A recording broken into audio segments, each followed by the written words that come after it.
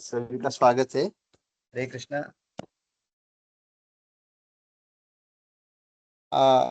आज का श्लोकामध्ये 41 है ना, 41 नंबर, 47 सॉरी 47। हाँ, एक minute, I will just check, एक मिनिट। बघितलं का 47? 47 ना, ओके.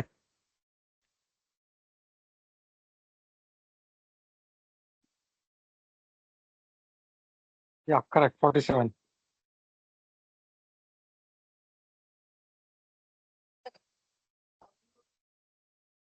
ओम नमो भगवते वासुदेवाय। ओम नमो भगवते वासुदेवाय। ओम नमो भगवते वासुदेवाय। एकच मिनिट, कॅमेरा ऑन होत नाही.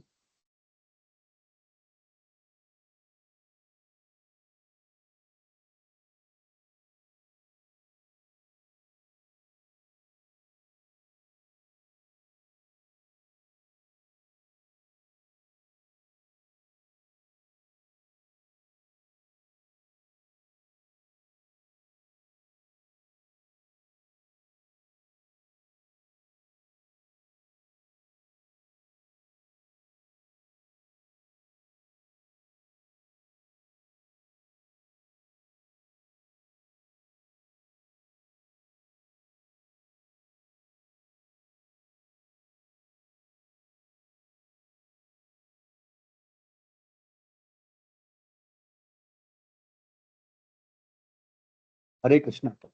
तो श्लोका क्रमांक 47, 31st chapter, third canto, 31st chapter, shloka 47. तस्मान् कार्यः संत्राशो न कार्यपनयम् न संभ्रमः बुद्ध्वा जीवगतिं धीरो मुक्तसंगश्चरेदिह. Translation and purport by Divine Grace, A.C. Bhaktivedanta Swami Srila Prabhupada ki jai. Therefore, one should not view death with horror, nor have recourse to defining the body as soul, nor give way to exaggeration in enjoying the bodily necessities of life. Realizing the true nature of the living entity, one should move about in the world free from attachment and steadfast in purpose. तो अनुवाद इस प्रकार है. तो अभी कपिल मुनि बता रहे हैं कि मृत्यु को भयानक स्वरूप मत सोचिए. मतलब हम जब भी मृत्यु के बारे में जब चर्चा होती है तो सब लोग डरते हैं. तो उससे डरना नहीं है, वो भयानक एक स्थिति ऐसा मत समझिए.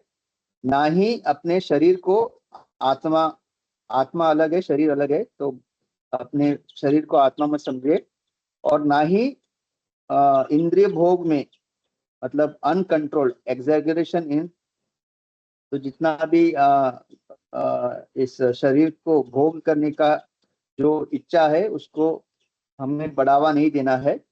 हमें इस आत्मा यानी हमारा जो स्वभाव है, जो आध्यात्मिक स्वभाव है, उसका हमको आत्म साक्षात्कार करना है. और इस जग में किसी भी प्रकार का कोई आसक्ति नहीं रहना है. और हमारा जो देह है उसके ऊपर हमको हमेशा अपना ध्यान केंद्रित करना है. ये इस श्लोक का अनुवाद है. प्रभुपाद का तात्पर्य, श्रील प्रभुपाद कीजिए. A sane person who has understood the philosophy of life and death is very upset upon hearing of the horrible hellish condition of life in the womb of the mother or outside of the mother. But one has to make a solution to the problems of life. A sane man should understand the miserable condition of the material body. Without being unnecessarily upset, he should try to find out if there is a remedy. The remedial measures can be understood when one associates with persons who are liberated. It must be understood who is actually liberated. The liberated person is described in Bhagavad Gita, one who engages in uninterrupted devotional service to the Lord, having surpassed the stringent laws of material nature, is understood to be situated in Brahma in Brahman. The Supreme Personality of Godhead is beyond the material creation. It is admitted even by impersonalists like Shankaracharya that Narayan is transcendental to this material creation.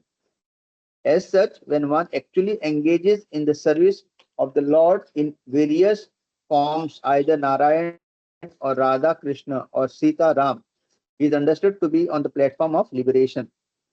The Bhagavatam also confirms that liberation means to be situated in one's constitutional position. Since a living entity is eternally the servitor of the Supreme Lord, when one seriously and sincerely engages in the transcendental loving service of the Lord, he is situated in the position of liberation. One should try to associate with a liberated person, and then the problems of life, namely birth and death, can be solved. While discharging devotional service in full Krishna consciousness, one should not be miserly. He should not unnecessarily show that he has renounced this world. Actually, renunciation is not possible. If one renounces his palatial building and goes to a forest, there is actually no renunciation, for the palatial building is the property of the Supreme Personality of Godhead, and the forest is also the property of the Supreme Personality of Godhead. If he changes from one property to another, that does not mean that he renounces. He was never the proprietor of either the palace or the forest. Renunciation necessitates renouncing the false understanding that one can lord it over the material nature. When one renounces this false attitude and renounces the puffed up position that he is also God, that is real renunciation. Otherwise, there is no meaning of renunciation. Rupa Goswami advises that if one renounces anything which could be applied in the service of the Lord and does not use it for that purpose, that is called Falgu Vairagya, insufficient or false renunciation. Everything belongs to the Supreme Personality of Godhead. Therefore, everything can be engaged in the service of the Lord. Nothing should be used for one's sense gratification. That is real renunciation. Nor should one unnecessarily increase the necessities of the body. We should be satisfied with whatever is offered and supplied by Krishna without much personal endeavor. We should spend our time executing devotional service in Krishna consciousness. That is the solution to the problem of life and death.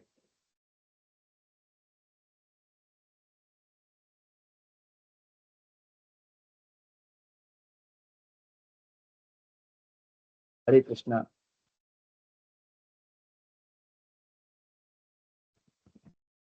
I think continue, Prabhu. Lord wants us to hear from you this shloka. ये तो आपकी आशीर्वाद से और सभी भक्तों के आशीर्वाद से तो बहुत ही यहाँ पे मतलब आज का संडे का प्रभुपाद एकदम हैवी डोज दे रहे हैं क्योंकि प्रभुपाद मतलब लॉर्ड का ये आई थिंक उनको पता है संडे के दिन ज्यादा काम नहीं रहता तो इतना हैवी डोज ले सकते हैं तो यहाँ पे प्रभुपाद अपने तात्पर्य में वही लिख रहे हैं कि जो एक बुद्धिमान व्यक्ति है सेन यानी जिसकी बुद्धि सही है, नहीं तो भौतिक जगत में भी सभी लोग बुद्धिमान व्यक्ति है, सबको पता है पैसे कैसे कमाना है, कैसे मतलब किसी को इम्प्रेस करना है, बॉस को हो या तो बुद्धिमान तो सभी है, लेकिन यहाँ पे आध्यात्मिक दृष्टिकोण से कहा गया है कि जो बुद्धिमान व्यक्ति है उसको ये जो हमारा दार्शनिकता है, ये फिलॉसफी जो है कृष्णा कॉन्शियसनेस फिलॉसफी भागवतम में जो फिलॉसफी दिया है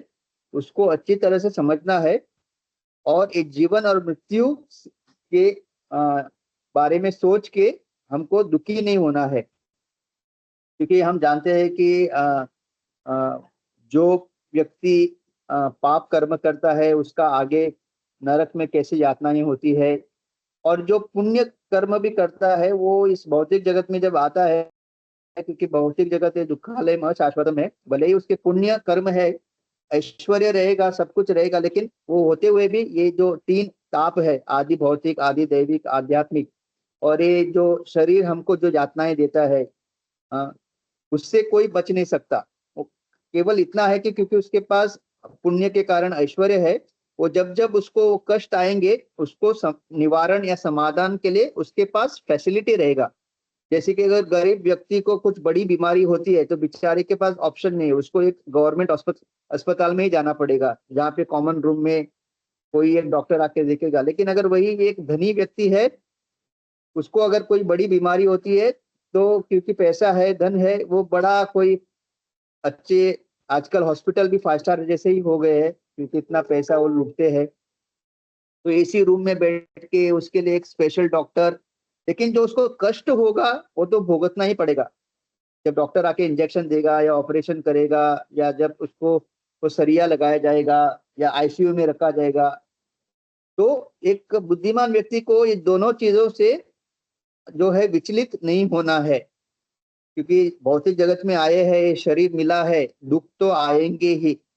जैसे प्रभुपाद कहते हैं, मतलब ओशन मीन्स वेव्स, मतलब जब सागर की बात होती है तो लताएं, जो वेव्स आते हैं, no waves means no ocean. तो उसी तरह से material world means misery. Material world मतलब दुखालय, फिर आप कुछ भी कर लीजिए। लेकिन प्रभुपाद कहते हैं कि एक बुद्धिमान व्यक्ति को इसका समाधान क्या है, अंत मतलब उत्तम समाधान, not temporary solution. Temporary solution ने परमानेंट सोल्यूशन क्या है उसको खोजना है। A sane man should understand the miserable condition of this material body, okay, without being unnecessarily upset he should try to find what is the remedy. तो ये हमको करना है। ये भागवतम जो है पूरा रेमेडी देने के लिए ही व्यासदेव जी ने लिखा है। मतलब धर्म अर्थ काम मोक्ष के परे इस भौतिक जगत से कैसे निकलना है, या फिर किस तरह से हमें अपनी चेतना पूरी तरह से कृष्ण भावनामृत करनी है, ताकि जब हमारे भी जीवन में जब ऐसे उतार चढ़ाव आएंगे, हम विचलित ना होते हुए हमारा पूरा केंद्र भगवान पे रखते हुए, यही होता है एक भक्त और एक भौतिक एक भौतिक जीव का डिस्टिंक्शन। क्योंकि भक्त के जीवन में भी कष्ट आते हैं, यातनाएं आते हैं, शरीर में व्याधियां आती है, लेकिन क्योंकि उसकी चेतना भगवान के चरणों में लगी हुई है और वो एक अलग प्रकार का एक आनंद का आनंद का अनुभव कर रहा है, तो वो कष्ट को ज्यादा प्राधान्य न देते हुए भक्ति को प्राधान्य क्यों दे रहा है, क्योंकि तो उसके जीवन में सारे कष्ट उसको उतना ज्यादा नहीं लगते। और जो भौतिकवादी, क्योंकि उसको लगता है कि ये शरीर जो है भोग के लिए बना है, तो जब शरीर में कुछ व्याधियां आती है और वो भोग नहीं कर पाता, तो खुद को कोसता है, भगवान को कोसता है, अपने मतलब कभी कभी परिवार को कोसता है, या फिर मतलब उसका केवल कोसना ही उसका एक जीवन का उद्देश्य और लक्षण बन जाता है। लेकिन जो भक्त होता है वो हर स्थिति में हमेशा भगवान के प्रति कृतज्ञ, अपने वैष्णवों के प्रति कृतज्ञ, हर किसी के प्रति कृतज्ञ है, और हमेशा यही सोचता है कि मेरे जीवन में जो कुछ आ रहा है बुरा समय, वो मेरे पूर्व जन्म के पाप कर्मों के कारण, मेरे अहंकार के कारण, क्योंकि मैंने लोगों को बहुत सारे कष्ट दिए थे अभी पहले, तो उसको उसको ये शास्त्र का ज्ञान होने के कारण उसकी चेतना ऐसी होती है। तो हमेशा सोचता है कि मैंने ही गलत किया था पहले जन्म में या इसके पहले, मैंने भी लोगों को बहुत कष्ट दिए हैं, तो आज मैं मुझे उसका कर्म आ रहा है, और क्योंकि मुझे आगे ऐसे जीवन नहीं जीना है, तो मैं इसको सह लूंगा, मैं किसी के ऊपर दोष नहीं लगाऊंगा, ये मेरा ही किया धरा है। तथ्य अनुकंपा सुमिक्षमानो गुंजान, और इससे मुझे ज्यादा कष्ट आना था, लेकिन भगवान ने क्या किया है, कृपावश बहुत ही कम किया है मेरा जो कर्म, जो मुझे ज्यादा और भुगतना था। ओके, सो और प्रभुपाद सुंदर लिखते हैं कि ये सब तभी संभव है जब हम साधु का संग करेंगे। तो इम्पोर्टेंट है, जब हम साधु का संग करते हैं, क्योंकि साधु बार बार हमको यही समझाते हैं, हमारे गुरुजन, अगर आप शिला प्रभुपाद की भी जो वाणी है सुनेंगे या प्रभुपाद के तात्पर्य सुनेंगे, प्रभुपाद हमको बार बार यही समझाते हैं कि इस भौतिक जगत में आए हो तो अभी यहाँ से निकलने का या फिर कृष्ण भावनामृत बन के यहाँ से निकलने का आप योजना बनाइए, ना कि यहाँ के कष्ट को ऊपर ध्यान दीजिए।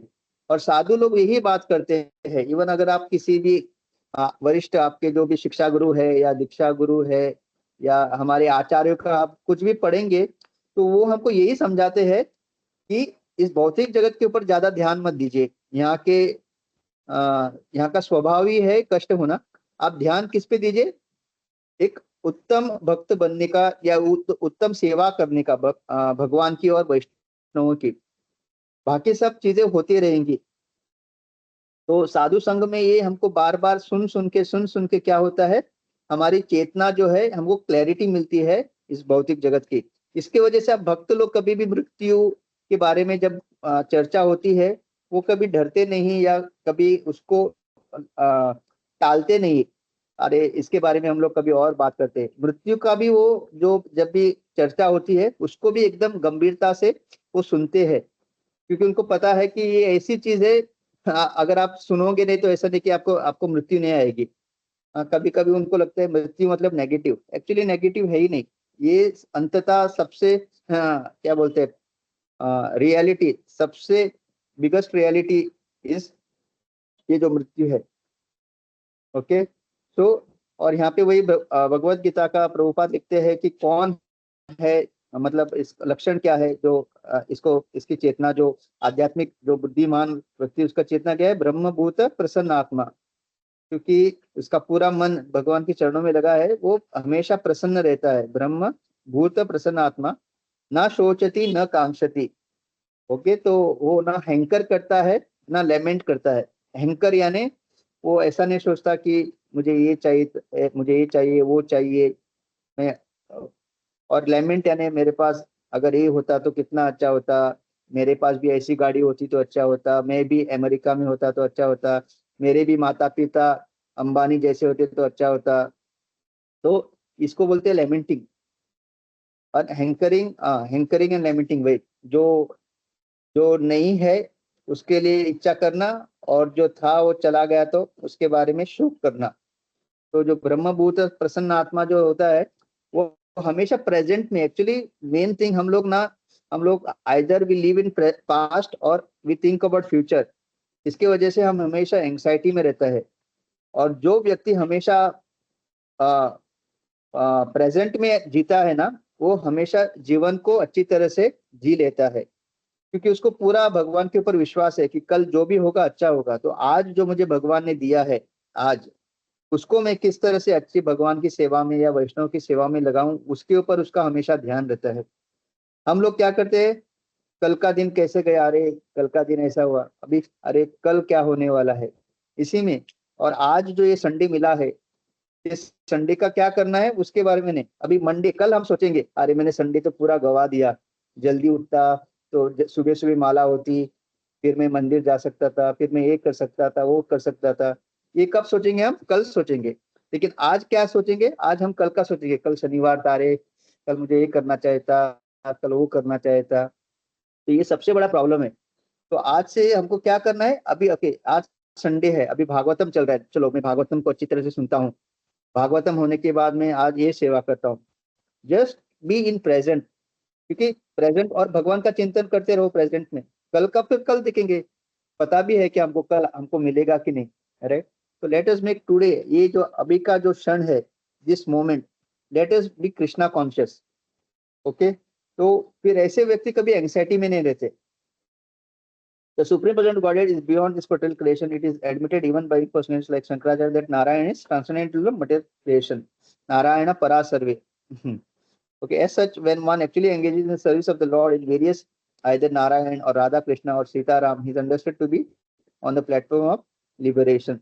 तो एक्चुअली मुक्ति मतलब वही है। मुक्ति मतलब निरंतर जो भगवान का चिंतन करता है, हमेशा भगवान के बारे में सोचता है। अभी जैसे आम का सीजन आया है, राइट? तो एक भक्त क्या सोचेगा, अरे आम का सीजन आया है, सबसे अच्छे आम भगवान को अर्पण करना है मुझे, राइट? भौतिकवादी क्या सोचेगा, अरे आम का सीजन आया है, चलो अभी इस बार आम अच्छे बहुत सारे लाते हैं, अच्छे अच्छी तरह से खाते हैं। लेकिन भक्त क्या सोच रहा है? वो सोच रहा है कि भगवान को अभी आम का सीजन है तो भगवान को अच्छी तरह से आम का भोग लगाएंगे, भगवान को एंजॉय करने दो आम। और फिर वही आम क्या होगा, प्रसाद के रूप में। वो ऐसा नहीं सोचता कि पहले भोग लगाने के बाद मुझे खाने मिलेगा। उस जब देखेगा कि अच्छे उसने आम लाए, भगवान के ऑल्टर में रखे, सजाया, पूरा ऑल्टर आम से भरा, और फिर देखा कि भगवान कितने अच्छे लग रहे हैं, भगवान कितने खुश है, भगवान ने खा लिया, इसी में उसका मन भर जाता है। और सब होने के बाद जब वो भोग को जब निकालता है प्रसाद, और फिर जब उसको वक्त मिलता है फिर उसको उस प्रसाद का वो आस्वादन करता है।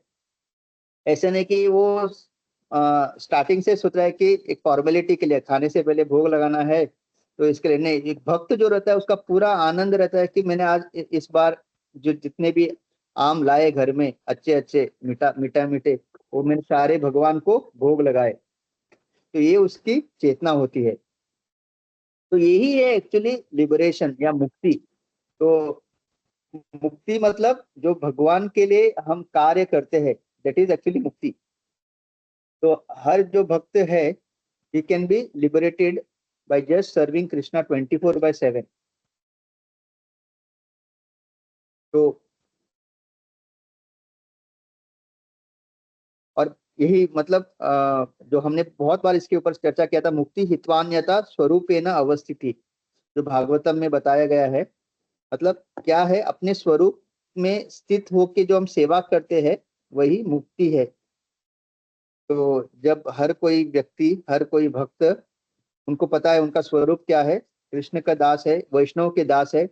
हम एक्चुअली पहले ना वैष्णव का दास बनना है और फिर कृष्ण का दास। जब हम वैष्णव के दास बनेंगे ऑटोमेटिकली वो हमको सिखाएंगे कैसे हम कृष्ण के दास बन सकते हैं।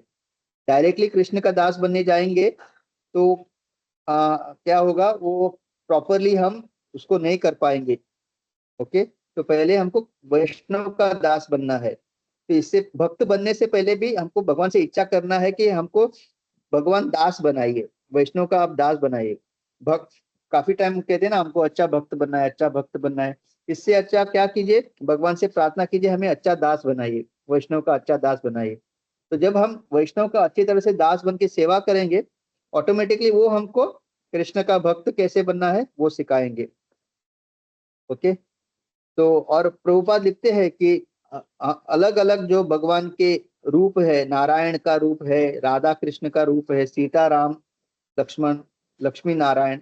तो इस तरह से आप जो भी आपको भाता है, जैसे जगन्नाथ बलदेव सुभद्रा मैया है, कुछ लोगों को लक्ष्मी नरसिंह अच्छे लगते हैं। तो जो भी आपके इष्ट देवता है, जो विष्णु तत्व जिसमें आपका मन रमता है, हाँ, तो आप उनकी सेवा कीजिए। Okay, so he is understood to be on the platform of liberation. The Bhagavatam also confirms that liberation means to be situated in one's constitutional position. अपने स्वरूप में स्थित होके सेवा करना। Okay, since a living entity is eternally servitor of the Supreme Lord, when one seriously and sincerely engages in the transcendental service of the Lord, is situated in the position of liberation. One should try to associate with liberated person, and then the problems of life, namely birth and death, can be solved. तो मुक्त तो हमेशा प्रभुपाद कहते थे कि जो आदमी स्वयं बंधा हुआ है वो किसी को कैसे छुड़ा सकता है। तो जो मुक्त व्यक्ति कौन है, मुक्त व्यक्ति वही है जो भगवान का निरंतर अनन्य सेवा कर रहा है। जैसे हमारे प्रभुपाद, शिला प्रभुपाद और प्रभुपाद के शिष्य और अन्य जिन्होंने अपना जीवन समर्पण किया है भगवान की सेवा में। तो इसमें गृहस्थ भी आते हैं, ऐसे नहीं कि केवल जो ब्रह्मचारी सन्यासी वो तो है ही, लेकिन इवन बहुत सारे गृहस्थ भी ऐसे हैं जिन्होंने अपना पूरा जीवन गृहस्थी भगवान को केंद्र में रखते हुए अपना पूरा जो जीवन समर्पण किया है भगवान के प्रचार में करने के लिए। तो ऐसे भी जो आत्माएं हैं इनका जब हम बार बार मतलब बार बार निरंतर संग करते रहेंगे तो क्या होगा, उनसे बार बार ये बातें सुन के हम लोगों का भी चेतना जो है शुद्ध होती है, और शुद्ध चेतना से हमको क्लैरिटी मिलती है। Okay, so while discharging devotional service in full Krishna consciousness, one should not be miserly. तो कंजूसी नहीं करनी है। Okay, you should not understand that he has renounced. यहाँ पे प्रभुपाद एक चीज बताते हैं कि काफी बार हमको लगता है भक्ति मतलब सब कुछ छोड़ना है। तो नहीं, अगर भगवान ने आपको कुछ दिया है, अगर आपको धन दिया है, ऐश्वर्य दिया है, तो वो भगवान का है जो आपको दिया हुआ है।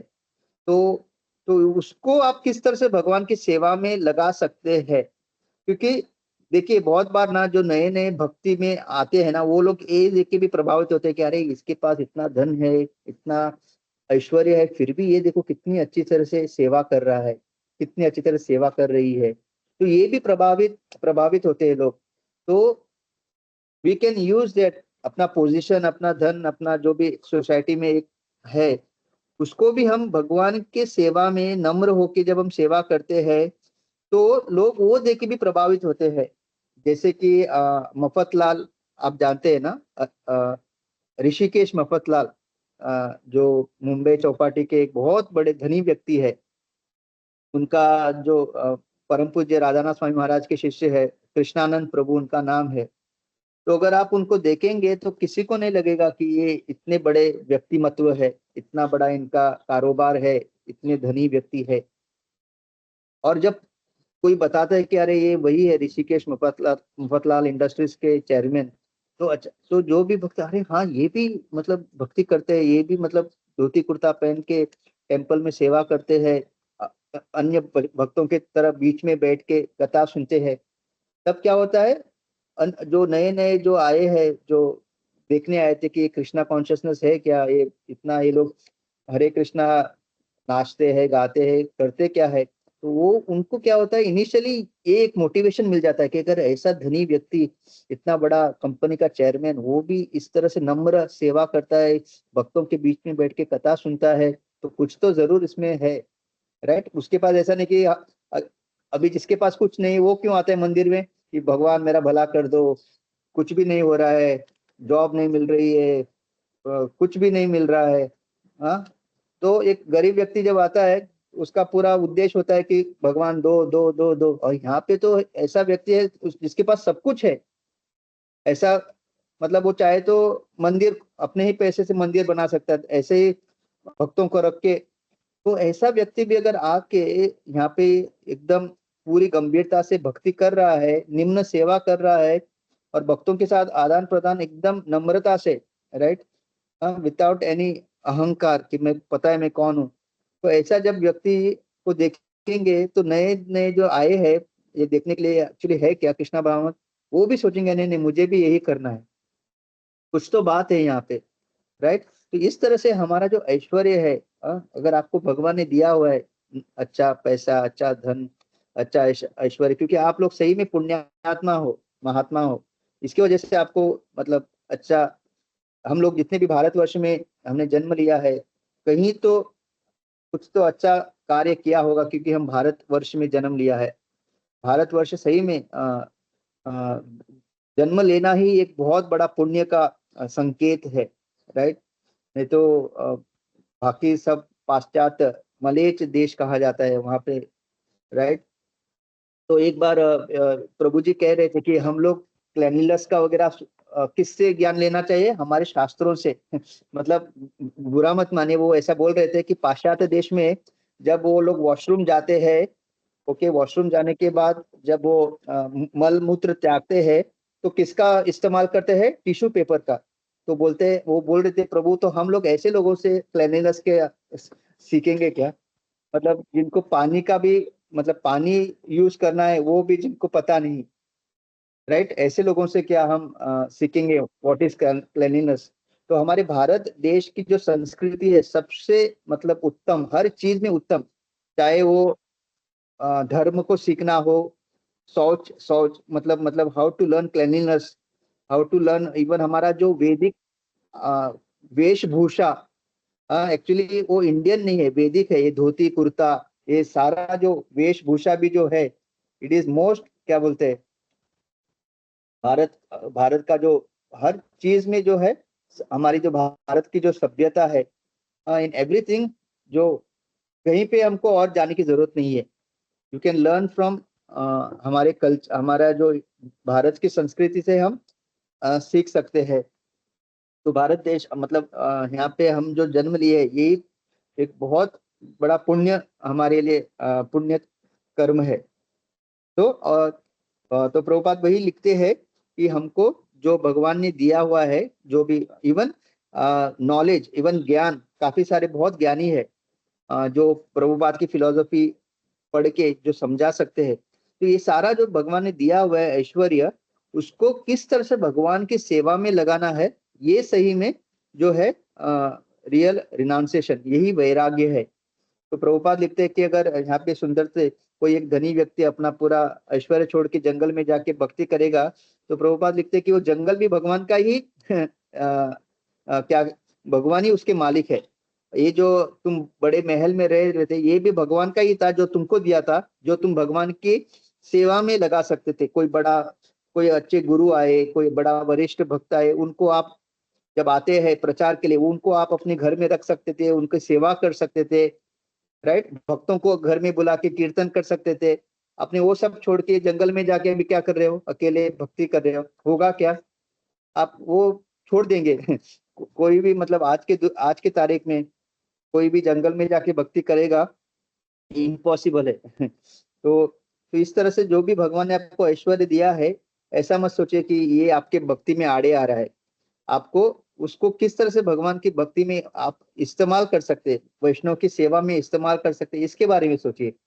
और जब आप उसको करेंगे और आपकी चेतना में रहेगा कि ये सब कुछ जो है ये भगवान का है, और भगवान ने बहुत कृपा करके ये मुझे दिया है ताकि मैं इसको भगवान की सेवा में लगाऊं। इस तरह से आप सोच सोच के हर दिन आप जब बिताएंगे, और सेवा में आपकी जो भी संपत्ति है, धन है, जो भी आपका ज्ञान है, आपकी सुंदरता है, जो कुछ भी आपको भगवान ने दिया है, जब आप ये सोच के कि भगवान आप बहुत कृपालु है, आपने मुझे दिया है, कितने सारे लोग हैं जिनके पास नहीं है, लेकिन आपने मुझे दिया है, तो मैं आपके भक्ति प्रचार में, भक्ति कार्य में, आपका नाम का जो कीर्तन का जो आंदोलन है उसको आगे बढ़ाने में इसका मैं इस प्रयोग या इसका सेवा में लगाऊंगा या लगाऊंगी। इस तरह सोच के जब आप इसको इस सारा ऐश्वर्य संपत्ति को जब आप भगवान की सेवा में लगाएंगे, तब क्या होगा, ये सही में रिनाउंस्ड है, मतलब सही में वैराग्य है। क्योंकि आपकी चेतना में चल रहा है कि भगवान ये सब आपका है, सही में आप सोच रहे हो उसको, ये सब आपका है, आपने बहुत कृपा करके मुझे दिया है, तो मैं ये आपकी सेवा में लगाऊंगी या लगाऊंगा। तो ये एक्चुअली जो है भगवान कहते हैं असली क्या कहते हैं, युक्त वैराग्य, युक्त।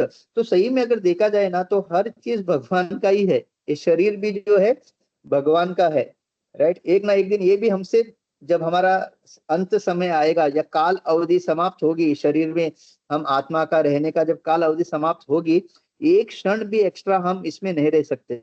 तो भगवान कहेंगे चलो निकलो यहाँ से, राइट। जैसे कि आप अगर रेंटेड किसी भाड़े के घर में रह रहे हैं और आपका कॉन्ट्रैक्ट खत्म हो रहा है, तो अगले दिन वो आके, मतलब अगले 1 महीने पहले ही बोलेगा, 1 महीने में आपका रिन्यू नहीं करने वाला हूं, आप और कहीं घर ढूंढ लीजिए।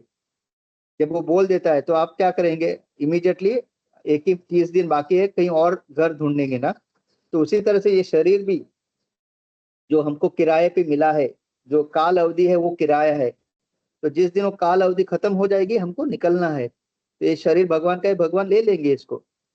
ओके, तो उसी तरह से हर चीज जहां हम यहाँ पे देख रहे हैं, ये सारा जो है भगवान का है, और भगवान एक ना एक दिन इसको ले लेंगे। तो जब तक हमारे पास है, वी आर केयर टेकर। तो एज अ केयर टेकर किस तरह से उसको भगवान की सेवा में लगाया जा सकता है, भगवान के प्रचार कार्य में लगाया जा सकता है, भक्तों की सेवा में इसको इसको यूज किया जा सकता है, यही हमारी चेतना होनी चाहिए। तो जब इस चेतना से हम कार्य करते, भगवान भी बहुत प्रसन्न होते हैं, और भगवान आपको और देंगे और आपको ऐश्वर्य देंगे, और क्योंकि उनको पता है आप इसको सही से इस्तेमाल करते हैं, या आपको इसको सही से इस्तेमाल करना का वो जो कला है वो आ गया है। तो हैविंग क्या बोलते हैं, हैविंग ऑपुलेंस इन कृष्णा कॉन्शियसनेस एक्चुअली गिफ्ट है। क्योंकि भक्ति, देखिए, इस भौतिक जगत में ना धन की आवश्यकता है, ये हम नकार नहीं सकते, राइट। तो इफ यू हैव ऑपुलेंस, अगर आपके पास अच्छा धन है, सुविधाएं है, आप भक्ति सही में अच्छी तरह से कर सकते हैं, और उसके द्वारा आप भगवान के प्रचार कार्य में भी उसको यूज कर सकते हैं, राइट। तो अगर वो भगवान के प्रचार कार्य में अगर यूज हो रहा है, तो वो आपके लिए बाधा क्यों, राइट। बाधा किसके लिए है, जिसको भगवान में इच्छा, मतलब वो केवल भगवान की भक्ति इसलिए करता है ताकि और धन मिले और भोग कर सके, ऐसे लोगों के लिए वो बाधा है। लेकिन एक जो शुद्ध प्रामाणिक जो भक्ति में है भक्त, जिसको पता है कि ये भौतिक जगत में आनंद नहीं है, यहाँ का सारा चीज टेम्पररी है, तो वो उस व्यक्ति के अगर जीवन में ऐश्वर्य और संपत्ति धन है, तो उसको पता है कि ये तो भगवान का भोग का, मतलब भगवान के लिए भोग की वस्तु है, तो ये भगवान ने अगर मुझे दी है तो किस तरह से मैं भगवान के सेवा में लगाऊं।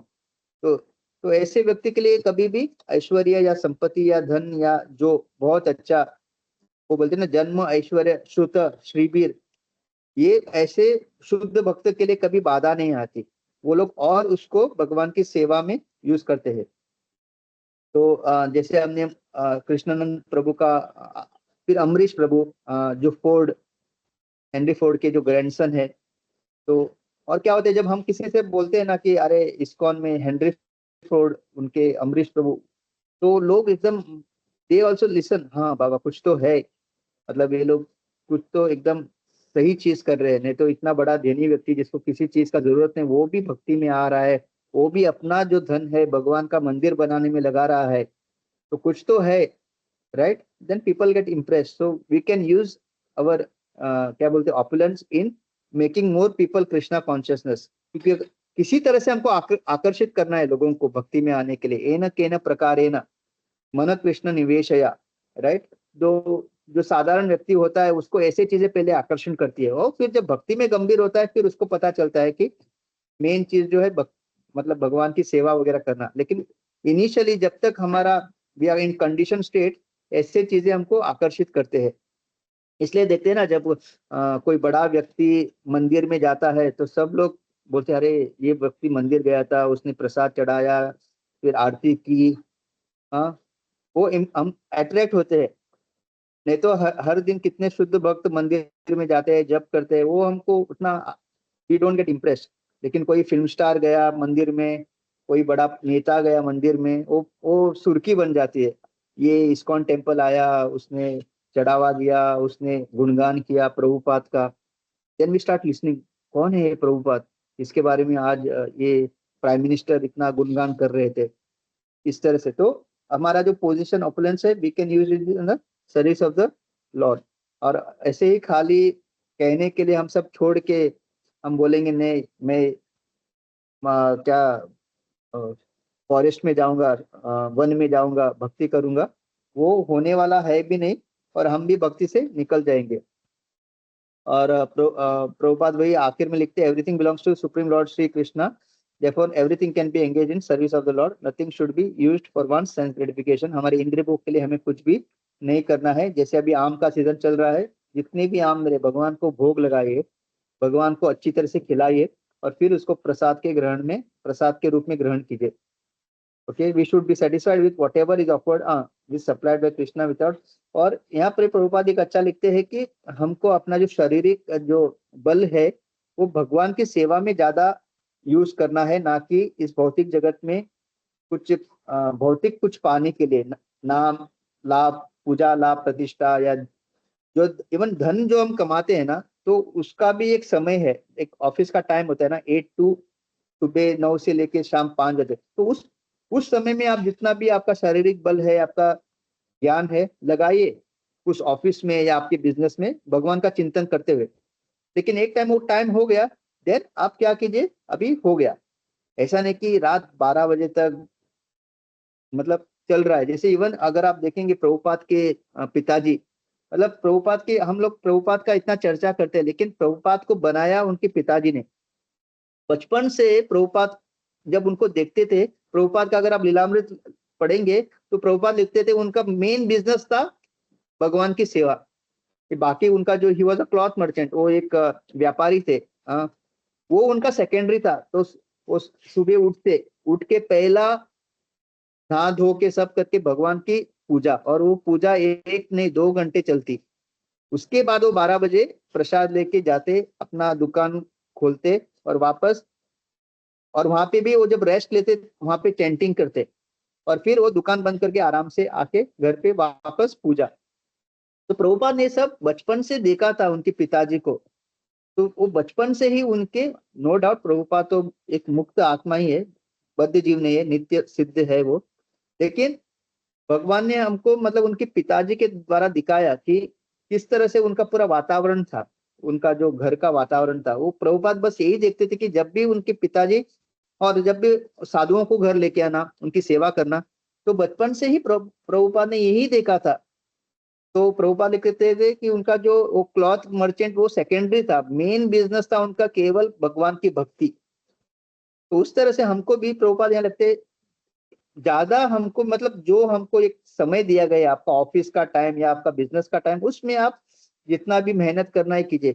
लेकिन वो हो गया, फिर वापस स्विच ऑन टू, मतलब एक्चुअली इवन जब हम जॉब भी कर रहे हैं, बिजनेस कर रहे हैं, निरंतर भगवान का नाम, उनका स्मरण होते रहना चाहिए, 24/7 कृष्णा कॉन्शियस। लेकिन उस वक्त क्या होता है, हम क्योंकि जॉब चल रहा है, बिजनेस चल रहा है, तो यहाँ वहाँ हमारा दिमाग चलते रहता है। लेकिन वो होने के बाद we have to again switch, मतलब उसके बाद में बंद करना है। ये नहीं सोचना है कि कल मैं कैसे अपना और बिजनेस बढ़ाऊंगा, किस तरह से। और after that we should be totally Krishna, मतलब ज्यादा हमको मतलब गधा मजदूरी की तरह पूरा 24/7 उसके ऊपर नहीं करना है। जितना समय है जॉब का, बिजनेस का, उस वक्त आप पूरा लगा दीजिए, आपका मेहनत, आपका जितना भी बल, आपका जितनी भी ऊर्जा, लेकिन अगेन थिंकिंग, स्मरण करते हुए भगवान का। बट वंस वो टाइम हो गया, अभी आप बंद कर दिया, आपका ऑफिस या आपका बिजनेस का शटर डाउन हो गया, खत्म। अभी किसका चिंतन करना है? भगवान, आज का दिन आपने जो दिया बहुत अच्छा हुआ, अभी थिंक अबाउट द लॉर्ड। घर जाके ऐसा नहीं कि वही बिजनेस की बातें, वही ये वो, देन अगेन शिफ्ट टू अपना टोटल स्पिरिचुअल ए। तो इस तरह से तो Prabhupada, that is the solution of the problems of life and death. और जो भक्त रहता है, उसको पता है एक ना एक दिन आएगा जब सब छोड़ के जाना है, राइट? तो इसके लिए वो कभी सोचता नहीं, अरे मैंने इतना मेहनत करके इतना इतना प्रॉपर्टी बनाया, इतना धन बनाया, मैं इसको छोड़ना नहीं चाहता। उसका कभी भी ये चिंतन नहीं रहता। तो वो उसका केवल एक चिंतन रहता है, जब अंत समय आए भगवान, या तो मैं आपका स्मरण करके आपके धाम आऊं, या फिर अगला जन्म जो है आप आपके किसी भक्त के घर में या किसी धाम में आप देना, या जो भी आपकी इच्छा है। अगर नरक भी भेजना चाहते हो तो भेजिए, लेकिन आपका स्मरण हमेशा होता रहे। तो भक्त ना कभी भी भगवान को मतलब कोई इच्छा, उसकी खाली एक ही इच्छा होती है कि आप मुझे हमेशा सेवा में रखिए, हमेशा आपका स्मरण होता रहे, हमेशा आपके भक्तों का संग होता रहे। और जो भी जितनी भी विकट परिस्थिति जो भी हो, हमेशा मैं आपको कभी ना भूलूं। तो यही एक भक्त का हमेशा चिंतन होता है। तो इसके कारण वो कभी भी मृत्यु या इवन जन्म, इससे कभी वो डरता नहीं। अगर जन्म भी लेना पड़े, तो अगर आपकी सेवा मतलब आपकी जो सेवा है वो कंटिन्यू होती रहे, आपके भक्तों का संग कंटिन्यू होता रहे, आपका भागवतम का संग कंटिन्यू होता रहे, अगर धाम में वास मिला तो और भी अच्छा है, अगर नरक भी आपको भेजना है तो भेजिए, लेकिन वहां पे भी आपका स्मरण होता रहे। यही एक भक्त की इच्छा होती है। और ये बहुत ही उत्तम, मतलब बहुत ही हाईएस्ट लेवल का ये स्मरण या फिर चिंतन होता है। तो मैं अभी तक वहां पे तो हूँ नहीं, लेकिन प्रभुपाद का ये सब तात्पर्य पढ़ के समझ में आता है। तो हमको धीरे धीरे उस तरह से करना है। और ये जो शरीर दिया है, प्रभुपाद हमेशा बोलते थे, this is a make the bad good use of the bad bargain. ये शरीर हमको पता है पूरा मल मूत्र का थैला है, इतनी सारी व्याधियां है, कभी सर दुखता है, अभी ये इतनी गर्मी है, सर दुख रहा है, पैर दुख रहा है, कुछ ना कुछ दुखते रहता है। But how to use it in Krishna service, that should be our ये कॉन्शियसनेस। तो मैं यहाँ रुकता हूँ। हरे कृष्णा। बहुत बहुत धन्यवाद गोपाल प्रभु जी मौका देने के लिए। जगत गुरु शिला प्रभुपाद की जय। ग्रंथ राज श्रीमद् भागवतम की जय। हरे कृष्णा माता जी। हरे कृष्णा प्रभु जी, दंडवत प्रणाम। बहुत ही सुंदर आपने इतना सुंदर क्लास था आपका। और सबसे पहले तो जो जय श्रील प्रभुपाद, प्रभुपाद की जय। उनका जब पर्पट पढ़ा सबसे पहले, तो वो पर्पट ही इतना एनग्रॉसिंग था, और इतना फिर उसके बाद आपने उसके ऊपर फिर हर एक पर्पट का जो पॉइंट लेके जो आपने इतने अच्छे उदाहरण देके जो समझाया, वो तो और उसके ऊपर was like an cherry on the cake. तो जैसे आपने जो सबसे पहले जब शुरू किया तो ये कि बुद्धिमान व्यक्ति कौन है, तो बुद्धिमान हम जैसे मटेरियल उसमें लगाते हैं, तो ये वो बुद्धिमान हम उसको जनरली कहते हैं जिसने खूब पैसा बनाया हो, जिसका खूब दिख रहा हो। लेकिन असली में बुद्धिमान व्यक्ति वो है जो सुख दुख में विचलित ना हो। जब भी उसके ऊपर कोई कष्ट आए तो उसको ये सोचे कि ये तो थोड़ा आया है, भगवान ने हमारा थोड़ा करके भेजा है, बहुत ज्यादा बनता था हमारे कर्मों, तो कर्म के सिद्धांत पे वो विश्वास करता है, और ये कि मेरे कर्मों की वजह से और भगवान ने तो कम कर दिया। ये आपने बहुत सुंदर जो आपने शुरू किया। फिर साधु संघ का जो आपने महत्व बताया कि साधु संघ का मतलब यह है कि वो हमें हमेशा सही राह पे सही राह दिखाते हैं। वो भौतिक जगत से हमें आध्यात्मिकता की तरफ हमारी चेतना को कॉन्स्टेंटली वो शुद्ध करते हैं। और उनके संगत में मृत्यु की चर्चा से हम ये नहीं होते हैं कि मृत्यु नहीं डिस्कस करना है, बल्कि मृत्यु को डिस्कस करने से उससे, और जैसे उसमें भी लिखा है, पर्पट में भी लिखा है कि मृत्यु से हमें घबराना नहीं है, उसका रेमेडी ढूंढनी है, उसका हमें वो करना है कि उसके हम कैसे उसका सोल्यूशन ढूंढना है। तो उसमें फिर आपने जब ये बताया कि जो शुद्ध भक्त होता है और जो प्रसन्न ब्रह्म भूत प्रसन्न आत्मा न शोचती न कांक्षति, कि ना वो लेमेंट करता है, ना वो हैंकरिंग है उसका, ना वो कुछ पानी की होड़ में है मटेरियल, ना वो कुछ खो गया है तो उसका अफसोस है, क्योंकि उसको पता है दोनों ही टेम्परेरी हैं। और आपने जब ये भी बहुत सुंदर बताया कि पाप और पुण्य, जैसे कि बताया जाता है कि पाप और पुण्य दोनों ही हमें इस संसार में लेके आते हैं, दोनों ही हमें यातनाएं देते हैं। फर्क सिर्फ यातनाओं के उसमें है कि पापमय जीवन जो होता है वो हमें गरीबी या नरक में यातनाएं मिलती हैं, पुण्य में ये होगा कष्ट मिलेंगे लेकिन मर्सिडीज गाड़ी में बैठ के मिलेंगे।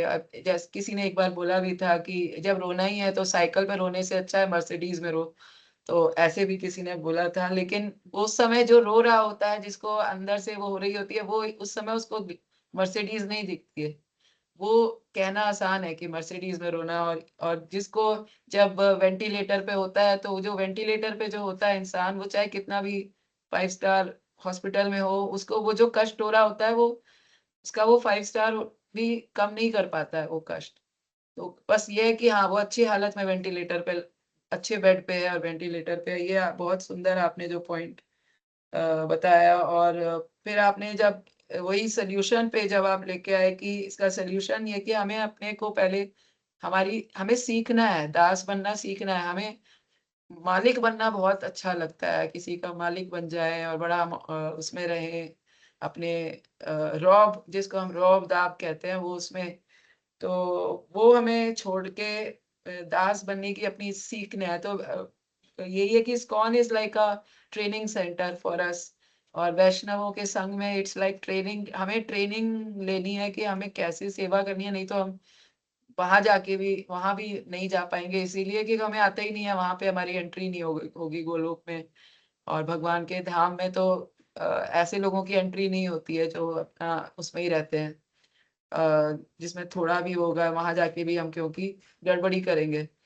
तो ये बहुत सुंदर था, और हमें मेनली हमें यही प्रार्थना करनी है कि हमें वैष्णवों का दास कैसे बनना है।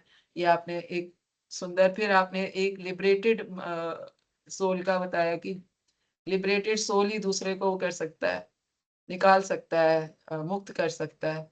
उसमें फिर जैसे आपने बहुत सारे एग्जांपल्स बताए कि उसके लिए कोई जरूरी नहीं है कि एक गरीब होके ही लिबरेटेड होगा, बहुत जिसके पास ऐश्वर्य है वो भी लिबरेटेड होता है। जैसे आपने अम्बरीश प्रभु और ऋषिकेश मफतलाल, उसमें मुझे भक्ति विनोद ठाकुर उनका भी विचार आया कि वो हमारे सबसे बड़े एग्जाम्पल हैं। भक्ति विनोद ठाकुर वो एक गृहस्थ होके भी कितने वो सन्यासी थे, और उन्होंने तो अपने उनका तो सारा जीवन ही उसी से था। और हमें जो ये मिला है, इस्कॉन मिला है, ये उन्हीं से मिला है, क्योंकि अगर भक्ति सरस्वती ठाकुर ना होते तो हमें ये नहीं मिलता। तो ये सब आपने जो इतने एग्जाम्पल्स दिए, उससे और भी इतना ये एम्फेसिस इस पे आया युक्त वैराग्य पे, जो आपने एम्फेसिस किया कि रेनंसिएशन का मतलब छोड़ना नहीं है, क्योंकि हम क्या छोड़ेंगे, हमारा क्या था जो हम छोड़ेंगे। महल से हम जंगल में गए, महल भी भगवान का है, जंगल भी भगवान का है, तो छोड़ा क्या हमने। हम जो इस पे घमंड करते हैं कि हम रेनंसिएशन भी, मतलब हम अगर सोच रहे हैं हमने रेनंसिएशन किया, कुछ छोड़ा है, तो छोड़ा क्या, हमारा था ही क्या जो छोड़ा। ये बहुत सुंदर था। और आपने प्रभुपाद जी का जो लीलामृत से जो उनके पिताजी का बताया, और कैसे उनके पिताजी का जीवन था उस तरीके से कि वो काम उनका एक तरीके से सेकेंडरी था, अपना बिजनेस। तो उससे मुझे अभी एक पिछले लेक्चर में भी जैसे था कि हमें भक्ति करते करते कार्य करना है, ना कि कार्य करते करते भक्ति करना है। तो बहुत ही ये सुंदर टेक अवे है। बस ये है कि इसको इम्प्लीमेंट कैसे करना है, ये इम्प्लीमेंट करना ही जो है वो है। सुनने में और कहने में तो अच्छा लगता है, लेकिन इम्प्लीमेंट की बारी ही शक्ति और कृपा चाहिए। आप लोगों की कृपा चाहिए कि ये सब चीजें इम्प्लीमेंट कर सकूं। कितना परसेंटेज वो, it's very difficult to implement, तो उसके लिए कृपा कृपा ही चाहिए। गुरु की कृपा, वैष्णव कृपा, उसके बिना इम्प्लीमेंट करना बहुत कठिन है। थैंक यू प्रभु जी। हरे कृष्णा।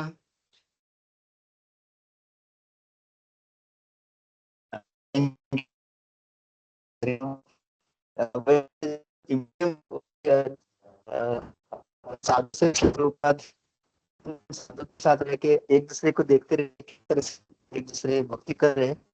तो कह रहे अगर ये प्रभु जी माता जी इतने व्यस्त होके इतना सारा कर रहे हैं, तो मैं, तो इसलिए साधु संघ, जैसे अगर आप देखेंगे प्रभुपाद हमेशा बोलते थे बिजनेसमैन हमेशा और बिजनेसमैन के साथ हमेशा कंपनी रखता है। सो टू लर्न द आर्ट, किस तरह बिजनेस बढ़ाया जाए, तो उसी तरह से हर कोई जो सर्कल ऑफ इन्फ्लुएंस उनके उनके उनको ढूंढता है।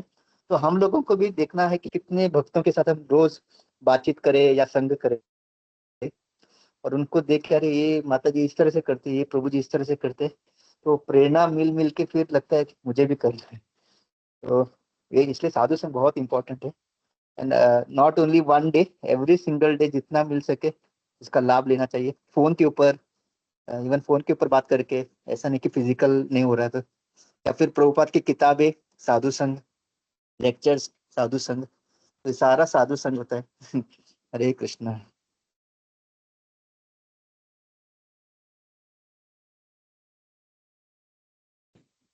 हरे कृष्णा प्रभु, दंडवत प्रणाम। आदान प्रणाम। Uh, तो first of all thank you. आज चैतन्य लीला माता जी का क्लास था, बट उन्होंने बिल्कुल रिस्पॉन्ड ही नहीं किया। फोन उठाया ना कुछ जवाब दिया। तो thank you for serving, continuing our Bhagavatam सेवा। तो सबसे पहले धन्यवाद उसके लिए। और सेकंड, बहुत अच्छे से तो पूरा श्लोक कवर किया। कुंती माता जी ने भी बहुत अच्छे से उसको समराइज किया, so thank you for that. या थैंक यू, बस यही बोलना चाहता हूँ। हरे कृष्णा। नहीं नहीं, थैंक यू नहीं, थैंक यू, आपने सेवा हरे दिया। और और सब प्रभुपाद का परपट ऐसा है प्रभु कि उसमें कुछ मेहनत ही नहीं थी, खाली प्रभुपाद का परपट ट्रांसलेट ही किया और कुछ नहीं। Thank you.